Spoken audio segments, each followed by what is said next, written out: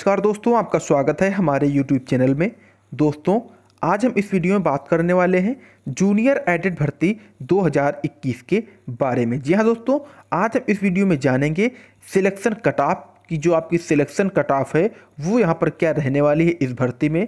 Selection के लिए सटीक कट ऑफ गुणांक आपको हम इस वीडियो में बताने वाले हैं। इतने नंबर पर आपका सिलेक्शन 100% कन्फर्म होने वाला है। सिलेक्शन पाने के लिए तैयार की गई सबसे विशेष कट ऑफ ये आप सभी के लिए होने वाली है। तो दोस्तों, वीडियो में शुरू से अंत तक जरूर बने रहिएगा और अगर वीडियो अच्छा लगे तो इसको लाइक और शेयर करिएगा। और अगर आप जूनियर एडेड भर्ती या किसी भी शिक्षक भर्ती से संबंधित अभ्यर्थी हैं तो हमारे चैनल को भी तुरंत सब्सक्राइब करके बेल आइकन को प्रेस कर दें, क्योंकि हमारे चैनल पे आपको जूनियर एडेड भर्ती या किसी भी शिक्षक भर्ती से संबंधित हर एक लेटेस्ट और ऑफिशियल अपडेट समय समय पे प्रोवाइड करा दी जाती है। तो चलिए दोस्तों, वीडियो को शुरू करते हैं और बात करते हैं कि जो सिलेक्शन की कट ऑफ है वो यहाँ पे क्या रहने वाली है, कितने गुणांक वाले अभ्यर्थियों का सिलेक्शन होने वाला है। अगर आपका गुणांक इतना बन रहा है तो आप 100% सिलेक्ट हैं, आपको कोई भी बाहर नहीं कर सकता है। तो चलिए आइए वीडियो को शुरू करते हैं। तो दोस्तों, वीडियो को शुरू करने से पहले इसकी कुछ बेसिक जानकारी हम लोग ले लेते हैं, उसके बाद आगे बढ़ते हैं कट ऑफ के मुद्दे पे। तो दोस्तों, अगर इसमें टोटल फॉर्म की बात करें तो टोटल 3 लाख प्लस में इस वैकेंसी में फॉर्म फिल हुए थे और जो टोटल वैकेंसी थी वो आपकी थी 1900 के समथिंग में। 1900 के समथिंग में टोटल वैकेंसी थी और जो इसमें फॉर्म फिल हुए थे वो 3 लाख प्लस में फिल हुए थे, यानी कि 3,15,20 हज़ार फॉर्म इसमें फिल हुए थे। और टोटल जो वैकेंसी थी वो 1900 थी और 3,20,000 के आसपास अभ्यर्थियों के फॉर्म की जो फीस पेमेंट थी वो हो गई थी। बाकी जो अभ्यर्थी थे उनका किसी ना किसी कारण से फॉर्म रुक गया था, यानी कि आप एवरेज में मान के चल सकते हैं कि 3,15,000 या 3,20,000 इस एग्ज़ाम को यानी कि इस फॉर्म को फिल कर पाए थे। अब बात करते हैं कि जो आपकी परीक्षा थी उसमें कुल कितने अभ्यर्थी शामिल हुए थे।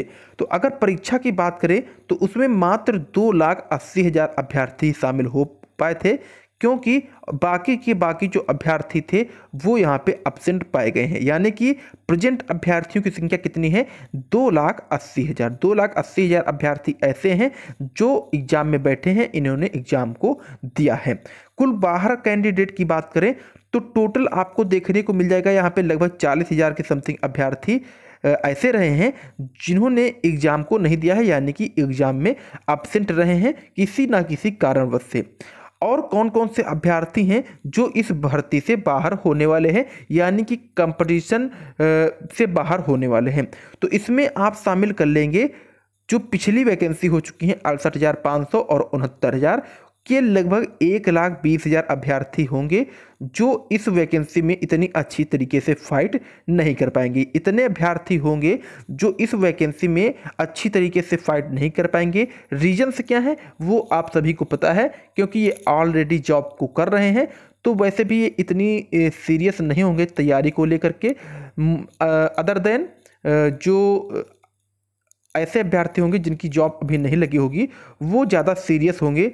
और ये जो थे 1,20,000 ये सीरियस होंगे, लेकिन इतना सीरियस नहीं होंगे और इनको तैयारी करने का मौका भी इतना अच्छा नहीं मिल पा रहा होगा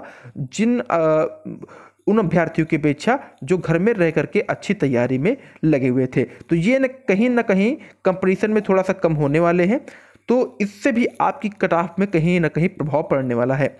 और कौन कौन से अभ्यर्थी हैं जो इस एग्ज़ाम में आपकी कट ऑफ कम करने वाले हैं, यानी कि कहीं ना कहीं ये भी अभ्यर्थी कमज़ोर पाए गए हैं।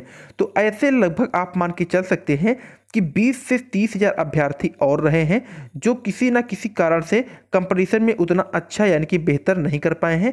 यानी कि अगर आप मोटा मान के चलेंगे तो 1,20,000 और 40,000 इधर, 1,60,000 और 20 से 30,000 इधर मान के चल सकते हैं, यानी कि 1,90,000 या 1,80,000 अभ्यर्थी ऐसे रहे हैं 3,10,000 में से जो एग्ज़ाम को अच्छी तरीके से नहीं कर पाए हैं या किसी न किसी कारणवश से एब्सेंट रहे हैं। तो इस प्रकार से जो शेष अभ्यर्थियों की संख्या बचती है वो 3,10,000 में से अगर आप 1,90,000 घटाएंगे तो 1,20,000 अभ्यर्थी ऐसे बचेंगे जो कंपटीशन में है, यानी कि कंपटीशन उनका है 1,20,000 अभ्यर्थियों में कंपटीशन को क्वालिफाई करना होगा। अब बात करते हैं अभ्यर्थियों की संख्या को देखते हुए उनके एकेडमिक गुणांक और परीक्षा के आधार पर तैयार की गई सबसे सटीक कट ऑफ ये होने वाली है।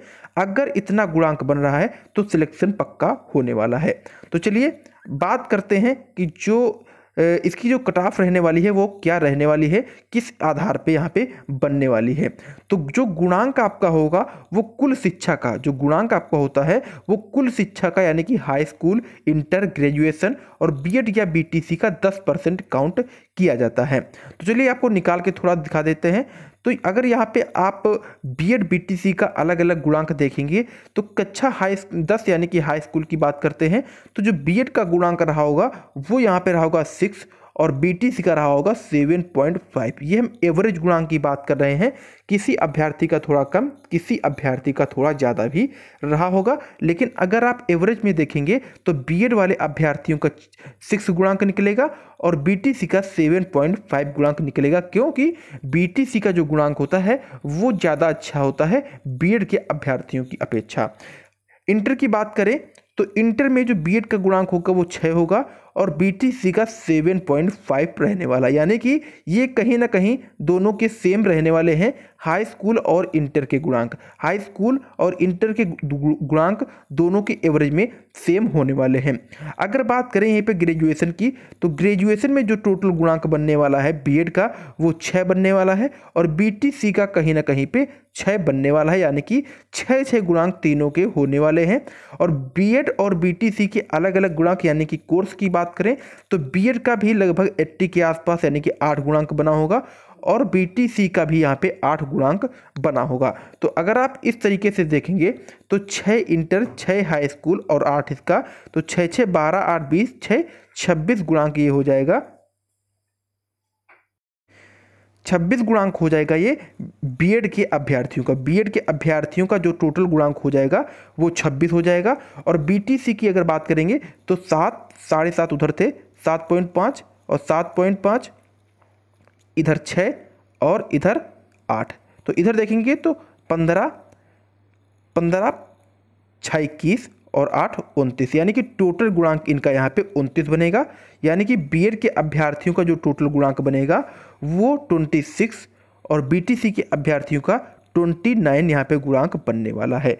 बीएड के अभ्यर्थियों का एवरेज गुणांक 26 और बीटीसी के अभ्यर्थियों का एवरेज गुणांक 29 रहने वाला है। ये एकेडमिक गुणांक है, यानी कि हाई स्कूल, इंटर, ग्रेजुएशन और बीएड बीटीसी कोर्स के आधार पर जो गुणांक तैयार हुआ है वो यहाँ पे इतना तैयार हुआ है।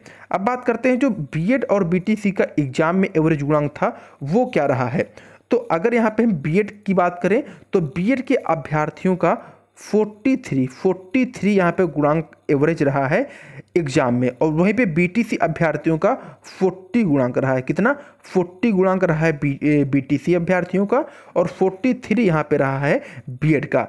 प्लस इसका जो एकेडमिक था वो आपका था 26 और इसका जो एकेडमिक था वो आपका था 29। तो आप एवरेज में देख पाएंगे कि जो टोटल बन रहा है वो 69 और 69 दोनों कहीं ना कहीं पे बराबर हो जाते हैं, दोनों कहीं ना कहीं पे बराबर हो जाते हैं बीएड और बीटीसी के अभ्यर्थी। अब चलिए आगे बात करते हैं कि जो यहाँ पे सेफ कट ऑफ रहने वाली है वो क्या रहने वाली है इन अभ्यर्थियों की। तो आपने पिछला रिकॉर्ड देखा कि जो बीएड और बीटीसी के अभ्यर्थी थे उनका जो गुणांक है वो कहीं ना कहीं पे दोनों का 69 बन रहा है एवरेज अभ्यर्थियों का।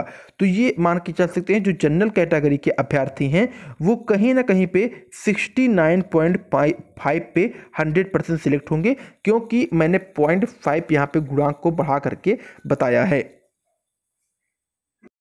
तो जनरल कैटेगरी में जो अभ्यर्थी होंगे उनका जो गुणांक रहने वाला वो 69.5 रहने वाला है।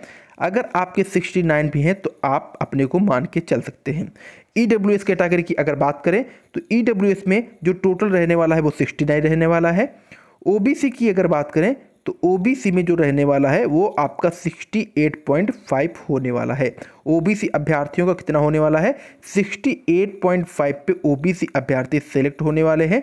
एससी की बात करें तो एससी वाले 66 पे सिलेक्शन पाने वाले हैं और एसटी की बात करें तो ये 2 पे सिलेक्ट होने वाले हैं।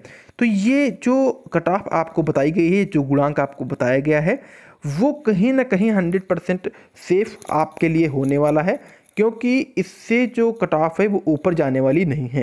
क्योंकि एग्ज़ाम में जितने भी ओवरऑल कैंडिडेट होते हैं वो एवरेज वाले अभ्यर्थी शामिल होते हैं।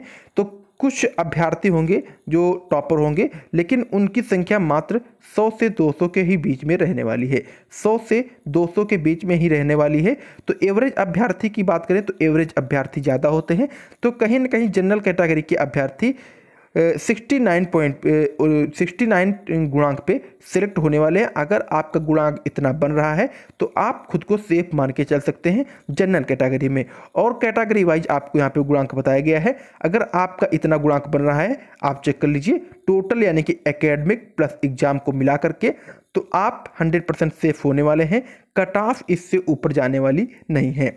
जब ऑफिशियल कट ऑफ आए तो आप उससे मिला लीजिएगा, सेम कट ऑफ आपको यहाँ पे मिलने वाली है। तो दोस्तों, ये जो कट ऑफ है वो एग्जाम के लिए बिल्कुल सेफ कट ऑफ रहने वाली है। अगर आपका गुणांक इतना बन रहा है तो आप सिलेक्ट हैं, बिल्कुल परेशान होने की ज़रूरत नहीं है। तो ये थी आज की कुछ लेटेस्ट अपडेट जो हमारे द्वारा आपको इस वीडियो में प्रोवाइड कराई गई है। अगर वीडियो अच्छा लगा हो तो इसको लाइक और शेयर करें, और अगर चैनल पे पहली बार विजिट कर रहे हैं तो इसको तुरंत सब्सक्राइब कर लें और बेल आइकन को भी जरूर प्रेस कर दें। धन्यवाद।